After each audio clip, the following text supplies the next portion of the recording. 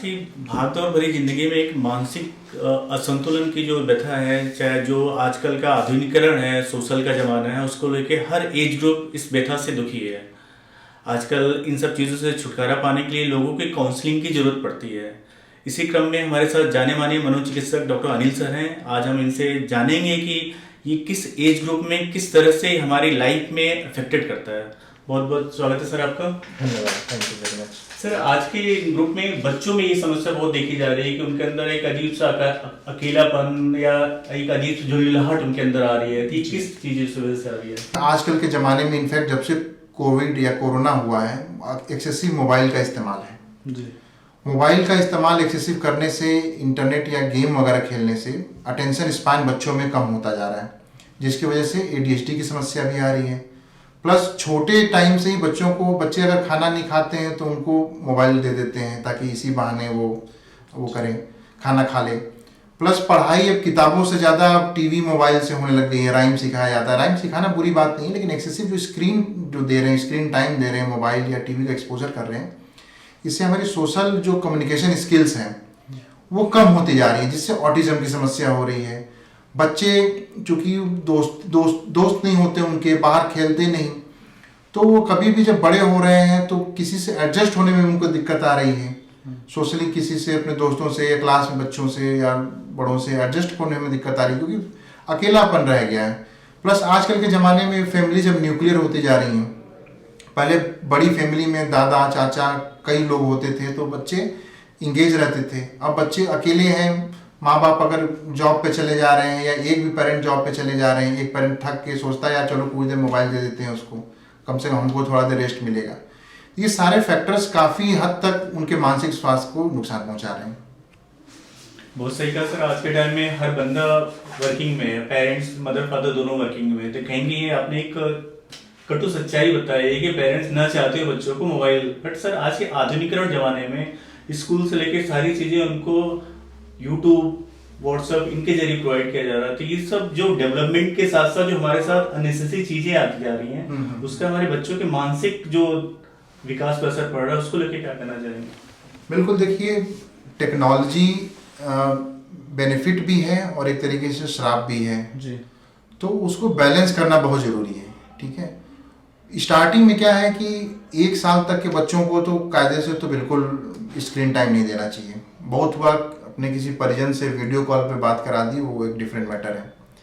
फिर 1 से 3 साल तक आप धीरे धीरे करके मैक्सिमम आधे घंटे तक आप स्क्रीन टाइम अलाउ कर सकते हैं, जिसमें कि एजुकेशनल चीज़ें, राइम्स वगैरह ये सब बच्चे देख के सीख सकते हैं। देखिए सीखने की कैपेसिटी नो डाउट तेज हो रही है बच्चों में, लेकिन सिर्फ IQ ही इम्पॉर्टेंट नहीं है।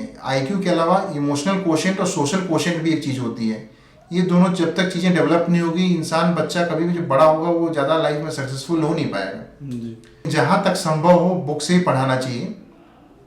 पेरेंट अगर पढ़े लिखे हों तो पढ़ाई का माहौल बनाना चाहिए उन्हें। ऐसा नहीं है कि खुद एंजॉय कर रहे हैं, टीवी देख रहे हैं, चाय पी रहे हैं, बच्चे को पढ़ने को कह दिया, तो बच्चा जब देखता है यार मुझे ही सिर्फ पढ़ना पड़ रहा है, बाकी लोग तो एंजॉय कर रहे हैं, तो उसका मन नहीं लगता, उसका दिमाग बाहर ही लगा रहता है।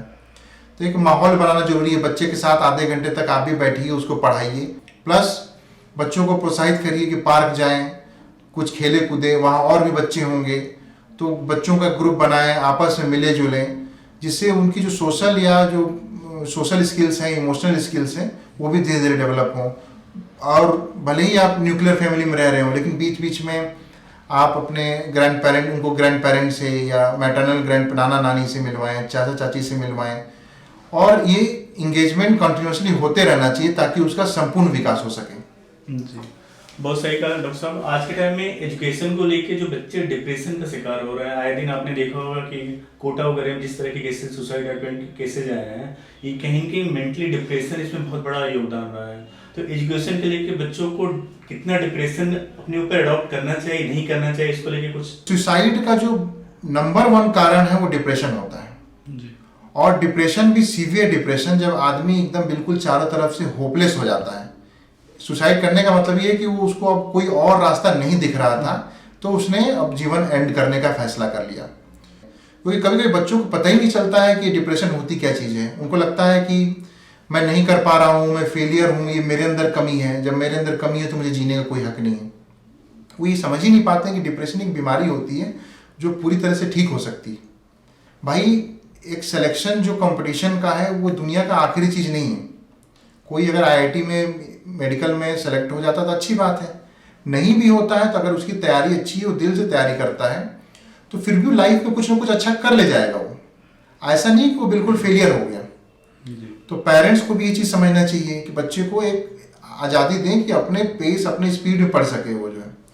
और बच्चों को भी सोचना चाहिए कि जो सक्सेस है, जो कॉम्पिटिटिव सक्सेस है, वो एक डायमेंशन है लाइफ का, वो पूरी लाइफ नहीं है।